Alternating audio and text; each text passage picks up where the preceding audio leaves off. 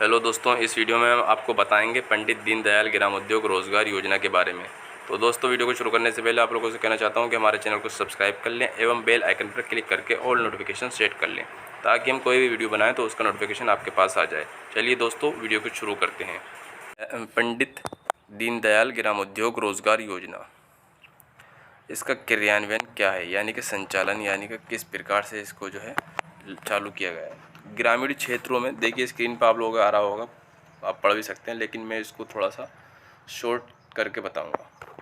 ग्रामीण क्षेत्रों में बढ़ती बेरोजगारी को समाधान करने, ग्रामीण शिक्षित बेरोजगार नवयुवकों को शहरों की ओर पलायन करने से हतोत्साहित करने तथा अधिक से अधिक रोजगार का अवसर गांव में ही उपलब्ध कराने एवं एक जनपद एक उत्पाद योजना अंतर्गत स्थापित उद्योगों को नवीन तकनीक के साथ साथ उनकी वित्तीय एवं आर्थिक स्थिति सुदृढ़ करने के निहितार्थ प्रदेश के ग्रामीण क्षेत्रों के व्यक्तिगत उद्यमियों को उत्प्रेरित करने के उद्देश्य से पंडित दीनदयाल ग्रामोद्योग रोजगार योजना की संरचना की गई है।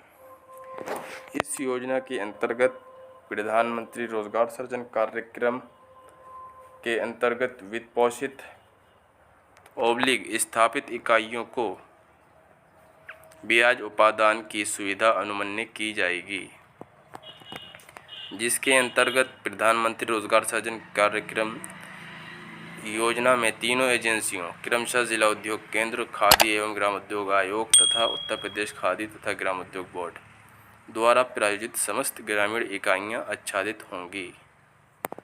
पंडित दीनदयाल ग्रामोद्योग रोजगार योजना उत्तर प्रदेश के समस्त जनपदों के ग्रामीण क्षेत्रों में वर्तमान वित्तीय वर्ष से क्रियान्वित होगी। यानी कि लगभग मेरे ख्याल से 1-2 वर्ष पूर्व से इस योजना को जो है चालू किया जा चुका है। और जैसा कि इन्होंने इसमें आपको बता रखा है कि जिन लोगों ने प्रधानमंत्री रोजगार सृजन योजना में, चाहे वो KVIC के माध्यम से ऋण ले रखा हो और अपनी उनकी इकाई चल रही हो, या उन लोगों ने जिन लोगों ने जिला उद्योग केंद्र के आवेदन करके अपना ऋण लेकर स्थापित की हो अपनी इकाई को, तो वे सभी लोग, लेकिन सिर्फ ग्रामीण क्षेत्र के, वे ग्रामीण क्षेत्र की सभी इकाइयां इस योजना के अंतर्गत पात्र होंगी। उसके बाद देखिए इन्होंने बताया योजना की विशेषता। ग्रामीण क्षेत्र, इस योजना को इसलिए चालू किया है, ग्रामीण क्षेत्र के बहुत सारे ज़्यादातर लोग ये होता है कि बाहर चले जाते हैं, किसी और ज़िले, किसी और स्टेट, कहीं विदेश चले जाते हैं ताकि वहाँ से कुछ पैसा आमदनी कर लें। क्योंकि ग्रामीण क्षेत्र में रोज़गार ना होने के कारण जो शिक्षित बेरोज़गार नवयुवक होते हैं वो दूसरे शहरों की ओर पलायन करते हैं। इसी स्थिति को दृष्टिगत रखते हुए सरकार ने इस योजना का क्रियान्वयन किया है, ताकि ऐसे जो व्यक्ति हैं जो ग्रामीण क्षेत्र से दूसरे शहरों में या दूसरे ज़िलों या दूसरे स्टेटों में चले जाते हैं पलायन के लिए, तो वो अपनी इकाई वहीं स्थापित करें और उनको कहीं जाने की ज़रूरत ना पड़े। जब गांव में आपके रोज़गार होगा तो आपको जाने की कहीं ज़रूरत भी नहीं होगी। दूसरा इन्होंने दे रखा है, प्रधानमंत्री रोजगार सृजन के की वित्त पोषित इकाइयाँ परियोजना लागत से मार्जिन मनी सब्सिडी एवं उद्यमी अंशदान को घटाने के बाद देखिए दूसरा इन्होंने पॉइंट आपने लोगों ने पढ़ भी लिया होगा। परियोजना, जो प्रधानमंत्री रोजगार सृजन योजना के अंतर्गत लाभान्वित इकाइयाँ हैं, जो मार्जिन मनी सब्सिडी है, एक मार्जिन मनी आउंस जो होता है स्वयं कंट्रीब्यूशन भी, उसको ये मार्जिन मनी बोलते हैं, लेकिन ये मार्जिन मनी सब्सिडी जो सरकार द्वारा आपको छूट मिली होगी और आपने जो अपना अंशदान लगाया होगा उसको घटाने के बाद अवशेष ऋण धनराशि पर ब्याज उपादान की सुविधा ऋण के प्रथम वितरण की तिथि से 3 वर्षों तक प्रदान की जाएगी। मतलब जिस दिन से आपको, अगर आपने किसी योजना में PMGP में लाभ लिया है और आपकी जो मार्जिन मनी है सब्सिडी और जो आपका स्वयं का अंशदान है, उसको, इन दोनों चीज़ों को घटाने के बाद जो बाकी की धनराशि होगी प्रथम किस्त, उस पे आपको 3 साल तक इसमें जो है ब्याज उपादान के रूप में सुविधा दी जाएगी। उसके बाद देखिए अगला पॉइंट इनका है, प्रधानमंत्री रोजगार सृजन कार्यक्रम में लागत अधिक होने से सामान्यतः इकाइयाँ बीमार हो जाती हैं तथा रोजगार प्रदान नहीं कर पाती हैं। इस योजना के द्वारा ऐसी संभावनाओं से निजात मिलेगी तथा भविष्य में स्थापित इकाइयाँ सुदृढ़ होंगी एवं रोजगार की संभावना बेहतर होगी। तो दोस्तों ये उन लोगों के लिए बहुत सुनहरा मौका है जिन लोगों ने पीएमजीपी यानी प्रधानमंत्री रोजगार सृजन कार्यक्रम में ऋण ले रखा हो और उद्योग चला रहे हों ग्रामीण क्षेत्र में। तो बहुत सारे लोग ऐसे होते हैं, उद्योग लगाया, कुछ टाइम चलाया, बंद कर दिया। वो जो भी स्थिति रहती है, बहरहाल इसमें उन लोगों को बहुत सुविधा मिलेगी, क्योंकि इस योजना में जो है उन्हीं लोगों को लाभ दिए जाने के लिए सरकार द्वारा जो है इस योजना का संचालन किया गया है, ताकि जो इकाइयाँ बंद हो जाती हैं किसी ब्याज की वजह से, कभी इतनी खपत या इतनी आमदनी नहीं हो पाती है जिसकी वजह से उन्हें मजबूरन होकर इकाइयाँ बंद करना पड़ती हैं, तो उन लोगों के लिए बहुत बढ़िया है ये 3 साल तक इसमें जो है सब्सिडी और ऑन कंट्रीब्यूशन को छोड़ के आपको ब्याज उत्पादन के रूप में ऋण मुहैया कराया जाएगा। अगला है इनका योजना अंतर्गत समस्त संगत प्रक्रियाएं चालू वित्तीय वर्ष से ऑनलाइन की जाएंगी। मतलब कहने का यह है कि जो भी इसका पूरा प्रोसेस रहेगा, जो भी इसकी प्रक्रिया रहेगी, वो पूरी तरह से ऑनलाइन होगी। कहीं किसी दफ्तर के चक्कर लगाने की आपको ज़रूरत नहीं है। ऑनलाइन सिस्टम है, ऑनलाइन आवेदन होंगे, ऑनलाइन सारी प्रक्रिया होगी। आप समय समय पर अपने आवेदन का स्टेटस घर बैठे मोबाइल से या कहीं भी कंप्यूटर से चेक कर सकते हैं कि आपके आवेदन की स्थिति क्या है। उसके बाद देखिए इनका तीसरा पॉइंट है योजना हेतु अनिवार्य पात्रता। पात्रता लगभग वही है जो मैंने ऊपर बता दी है, लेकिन फिर इसमें इन्होंने बता रखा है कि प्रदेश में प्रधानमंत्री रोजगार सृजन के अंतर्गत प्रेषित ऋण आवेदन पत्रों के स्वीकृत वितरण ऋण के बाद ही इकाइयाँ इस योजना के अंतर्गत ब्याज उत्पादन हेतु पात्र। वही जो चीज़ मैंने अभी आपको बताई कि जिन लोगों ने पीएमजीपी योजना के अंतर्गत ऋण प्राप्त कर लिया है और उनके इकाई जो है स्थापित हो चुकी है, उन्हीं लोगों के लिए ये योजना बनाई गई है। ये इसीलिए बनाई गई है, जैसा कि अभी मैंने पहले बताया आपको, बहुत सारी इकाइयाँ बंद हो जाती हैं, खपत उनका माल बना लिया, खपत नहीं हो पाती है इधर, लेकिन ब्याज बराबर चल रहा है। तो इस वजह से इसमें सरकार द्वारा ये बहुत ही अच्छा कदम उठाया गया है। तो लगभग 3 वर्षों तक इसमें जो है ब्याज में आपको छूट रहेगी। तो इस योजना में सिर्फ वही लोग पात्र होंगे जिन लोगों ने पीएमजीपी में अपने उद्योग लगा रखे हैं। दूसरा, इन्होंने वर्तमान वित्तीय वर्ष में स्वीकृति परियोजनाओं पर ब्याज उपादान देय होगा। वही चीज़ है जो मैंने बताई आपको। भारत सरकार अथवा राज्य सरकार द्वारा स्वरोजगार हेतु संचालित लाभार्थी पर किसी योजना में ब्याज उपादान में लाभ प्राप्त व्यक्ति इस योजना का पात्र नहीं होगा। मतलब भारत सरकार या किसी राज्य सरकार द्वारा स्वरोजगार हेतु और भी बहुत सारी अन्य योजनाएं चलाई जा रही हैं ताकि अपना रोज़गार लोग ले स्थापित कर सकें। तो अगर किसी पीएमजीपी को छोड़कर किसी और योजना के अंतर्गत आप लाभान्वित हैं, तो आप सोचें कि हम यार किसी और सरकारी योजना में लाभान्वित हैं, हम इसमें अप्लाई कर दें, तो आप इसके लिए पात्र नहीं होंगे। सिर्फ पीएमजीपी के व्यक्ति ही इस योजना के अंतर्गत पात्र होंगे। इसके बाद इनका चौथा पॉइंट है ब्याज उपादान प्राप्त करने हेतु अपेक्षित दस्तावेज़। ये बहुत ज़रूरी है आप लोगों के लिए, जो लोग इसमें आवेदन करना चाहते हैं, इस योजना का लाभ लेना चाहते हैं, तो उन लोगों के लिए ये बहुत ज़रूरी पॉइंट है, तो इसको ध्यान से सुने। उक्त योजना अंतर्गत इकाई को मिलने वाली ब्याज उपादान की धनराशि क्लेम की जाने हेतु वित्त पोषक बैंक द्वारा निम्नानुसार प्रपत्र उपलब्ध कराया जाएगा। जहां से आप द्वारा ऋण लिया गया है पीएमजीपी योजना के अंतर्गत, उस बैंक को ये सारे डॉक्यूमेंट्स प्राप्त कराना पड़ेंगे, जैसे कि प्रायोजक एजेंसी का फॉरवर्डिंग लेटर, यानी कि जिस भी एजेंसी के माध्यम से आपने अपनी फ़ाइल बैंक भिजवाई है उसका एक प्रूफ फॉरवर्ड लेटर होगा।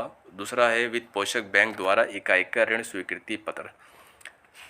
इकाई का स्वीकृति जो बैंक आपकी फ़ाइल बैंक में जाने के बाद सैंक्शन देती है वो चाहिए। इकाई के ऋण खाते का अद्यतन बैंक स्टेटमेंट, आपके स्टेटमेंट चाहिए जो आपका ऋण खाता चल रहा है उसका।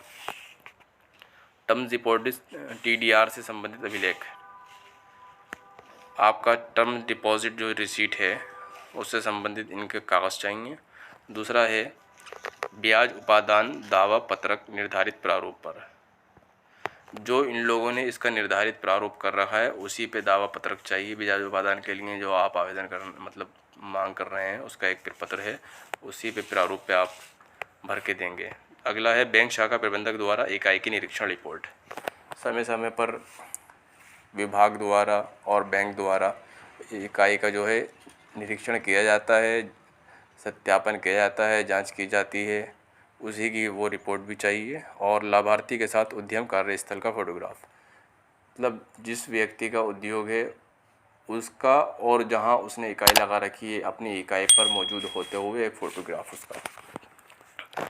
तो ये सारी चीज़ें दोस्तों इसमें आपके लिए बैंक द्वारा उपलब्ध कराई जाएंगी। अगला कोई इनका पढ़ लेते हैं, ब्याज उपादान के भुगतान की प्रक्रिया।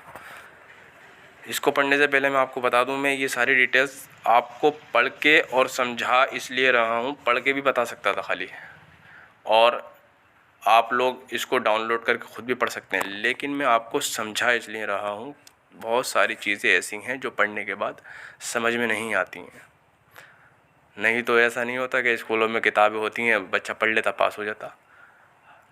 मास्टर होते हैं, गाइड करते हैं, बताते हैं, इसलिए हर चीज़ का एक प्रोसेस है, एक प्रक्रिया है, उसी के अनुसार काम होता है। इनका 5वां पॉइंट है ब्याज उपादान के भुगतान की प्रक्रिया।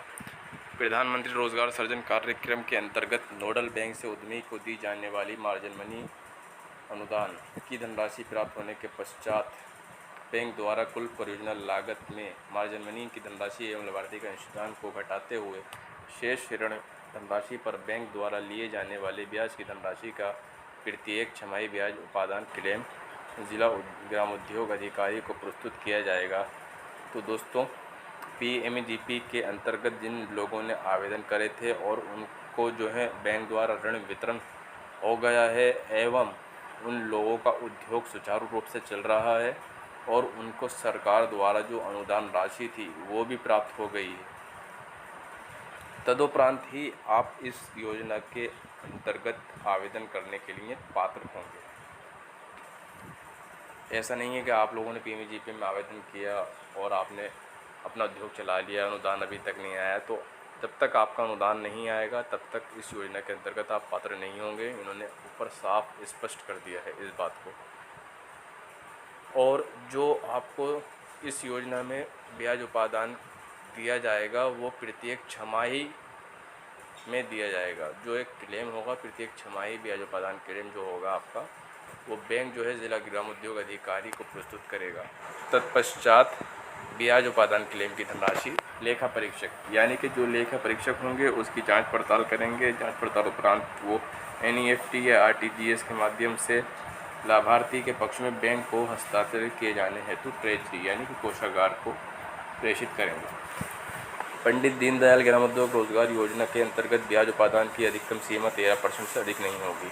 अधिकतम सीमा जो है इन्होंने 13% रखी है ब्याज उपादान की, इससे अधिक देर नहीं होगी। इससे अगर अधिक ज़्यादा ब्याज लग रहा है तो वो इस योजना में इसमें कवर नहीं होगा। सिर्फ इसमें 13% आपको जो है छूट दी जाएगी। इस योजना के अंतर्गत इकाइयों को ब्याज उपादान की धनराशि का भुगतान प्रत्येक 6 माह पर किया जाएगा। जैसे कि मैंने आपको बता ही दिया कि इसमें जो इकाइयों को ब्याज उपादान की धनराशि है वो प्रत्येक 6 माह पर दी जाएगी तथा भुगतान की सूचना संबंधित जिला ग्रामोद्योग अधिकारी द्वारा लाभार्थी एवं बैंक को भी 7 दिन के अंदर प्रदान की जाएगी। यानी कि ग्रामोद्योग अधिकारी के कार्यालय द्वारा लाभार्थी को एवं बैंक को 7 दिन के अंदर सूचना भी प्राप्त की जाएगी। अब सूचना चाहे पत्र के माध्यम से दें या फ़ोन पर, जैसा भी उचित होगा वो सूचना प्रदान आपको भी कराएंगे। उसके बाद इनका अगला पॉइंट है योजना के संचालन हेतु प्रक्रिया। पंडित दीनदयाल ग्रामोद्योग रोजगार योजना प्रदेश में संचालित प्रधानमंत्री रोजगार सृजन कार्यक्रम के अंतर्गत, ये ऊपर वही चीज़ आ गई जो मैंने आपको बताया।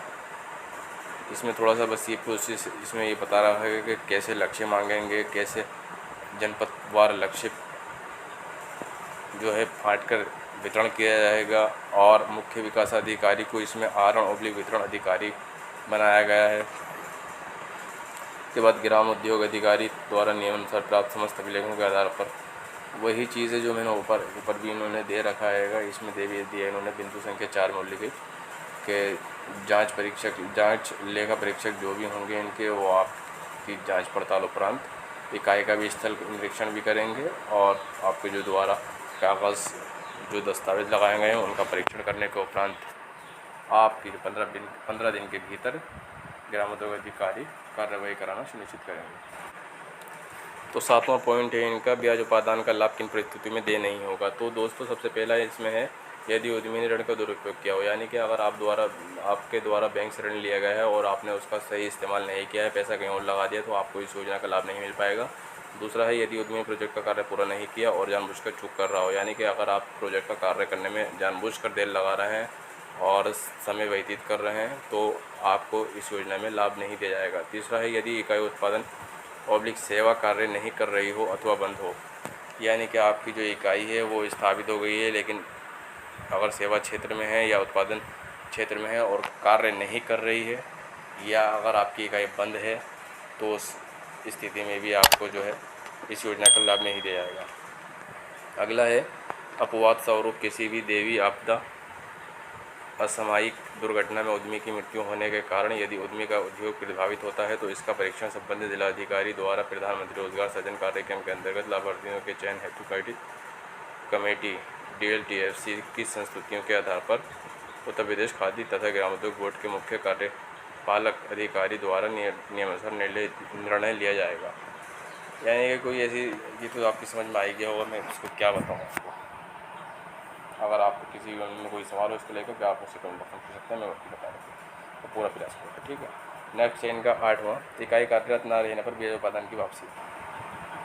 उद्यमी द्वारा 3 वर्ष के अंदर यदि उद्योग बंद कर दिया जाता है या जानबूझकर ऋण धनराशि का दुरुपयोग किया जाता है अथवा इकाई का परियोजना अनुसार स्थापना एवं संचालन नहीं किया जाता है, तो ऐसी दशा में बैंकों द्वारा ऋण एवं प्रदत्त ब्याज उपादान की वसूली प्रधानमंत्री रोजगार सृजन कार्यक्रम के अंतर्गत जनपद स्तर पर गठित टास्क फोर्स कमेटी के माध्यम से डिफॉल्टर उद्यमी से की जाएगी। यानी कि अगर आप लोगों को ये सोच रहे हैं कि 3 साल तक हम अपना खाता सही नहीं चला है, या 1-2 साल चलाया आपने, 3 साल तक नहीं चला पा रहे हैं या अधिक नहीं चला पा रहे हैं, लेकिन इसमें जो है 3 साल के अंदर, 3 साल के बाद की तो कोई वो नहीं है, लेकिन 3 साल से पहले अगर आप लोगों ने अपना उद्योग बंद कर दिया जानबूझ के और या किसी वजह से, और आपने उसकी सूचना नहीं दी, तो इसमें भी आपसे जो है वो सारी धनराशि जो आपको ब्याज उपादान के रूप में मिली है, जो PMGP के अंतर्गत सब्सिडी मिली है, वो आपसे वसूल की जाएगी। तो दोस्तों